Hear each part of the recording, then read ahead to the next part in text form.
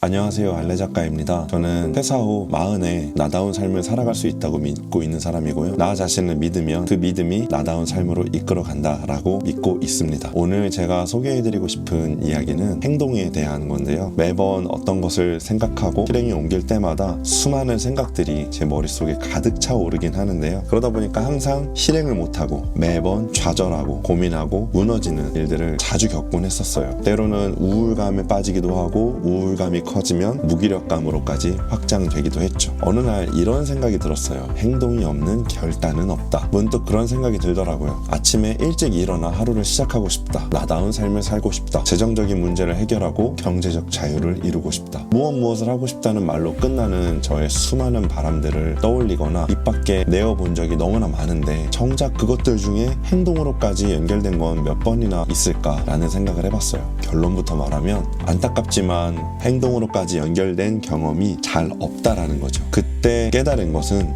내가 무엇을 하고 싶다라는 그 바람들이 행동으로 연결되지 않는다면 그것은 결단이 아니라 내 욕망의 발현 정도에 그치는 언사에 불과하다라는 것을 알게 되었어요. 사실 저는 간절함이란 단어를 그렇게 좋아하지 않아요. 무엇보다 삶의 갈피를 잡지 못해 헤매고 있는 사람에게 당신은 간절함이 부족해서 그렇습니다 라고 말하는 그런 발언이 꽤나 무책임하다고 여겼어요. 왜냐면 나 역시 누구보다도 간절한 사람이었으니까. 그런데 오늘에야 그때 그 말의 의미를 깨닫게 되었죠. 그리고 이제야 절실함을 가진 사람들은 어떻게 행동을 하는지 알게 되었습니다. 나의 행동은 나의 신념에서 비롯된다 라고 저는 생각을 해요. 신념은 곧 믿음이고 목적이라고도 부르고 Y라고 할 수도 있어요. 어떤 행동을 하고 있다는 건 수면 아래에는 그 행동을 유발하는 믿음이 자리 잡고 있기 마련이죠. 그러나 대부분의 우리는 그것이 무엇인지 생각해 본 적이 없다는 것이죠. 나를 만나고 발견한다는 것은 바로 그 수면 아래로 들어가는 것이죠. 그러기 위해서는 먼저 수면 위에 있는 것들로부터 시작을 해야만 해요.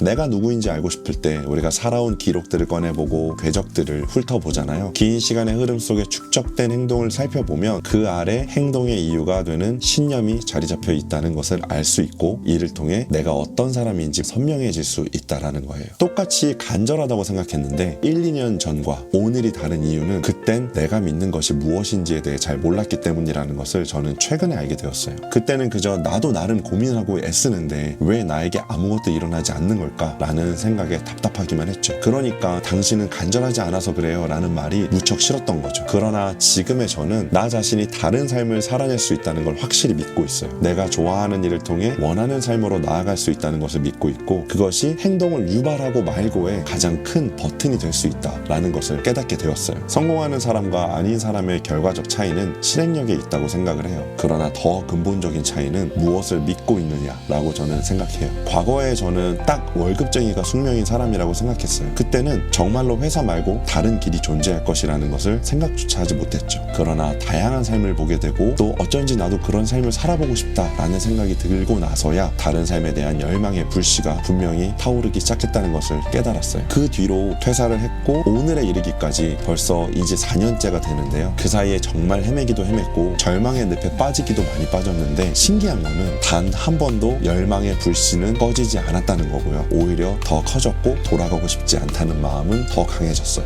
점점 나의 믿음을 들여다보게 되었고 잘못 세팅되어 있던 믿음을 발견하게 되었죠. 현재는 그것이 새롭게 재설계되어가는 과정에 있습니다. 제 자신을 통해서 깨달은 거는 이 작은 불씨만 있어도 행동으로 이어질 수 있다는 거예요. 그리고 스스로 그 불씨를 꺼뜨리지 않는 한 시간이 걸리더라도 타오른다는 사실이죠. 지난 3년의 시간 동안 불안과 두려움이 암세포처럼 퍼져 있었던 것 같아요. 그러나 그 시간에 홍역을 앓으면서 나는 내가 어떤 사람인지 무엇을 갈망하고 어떻게 살아가고 싶은지를 알게 되었다고 저는 생각해요. 처음 글을 쓰기 시작했을 때 저는 이렇게 생각했어요. 글쓰기에 진심이라면 1년만 제대로 해보자. 적어도 그만큼의 시간을 쏟아 부어야 글쓰기에 진심이라는 마음이 진정성 있게 다가올 것 같았기 때문이죠. 2025년에 저는 제 자신을 향하여서 또다시 같은 다짐을 해보게 되었어요. 좋아하는 일로 원하는 삶을 살아낼 수 있다는 것에 진심이라면 그 믿음을 강화시키고 강화시키는 행동을 1년만 제대로 해보자. 비록 나의 시작이 허접할지라도 누군가가 나를 비웃을지라도 그것에 대해서 전혀 신경 쓰지 말고 내가 믿는 그 믿음을 강화시키는 행동만을 1년만 제대로 해보자. 시간은 누구에게나 공평하게 주어져요. 그러나 공평한 시간 안에서 삶은 절대로 공평하게 흘러가지 않아요. 무엇을 믿고 어떤 선택을 할 것인가, 얼마만큼의 행동을 쌓아갈 것인가에 따라 각자가 서 있는 곳은 달라지기 때문이죠. 생각이 여기까지 이르러서야 저는 과거에 나에게 그 사람들이 했던 말과 같은 말을 똑같이 하게 되었어요. 아,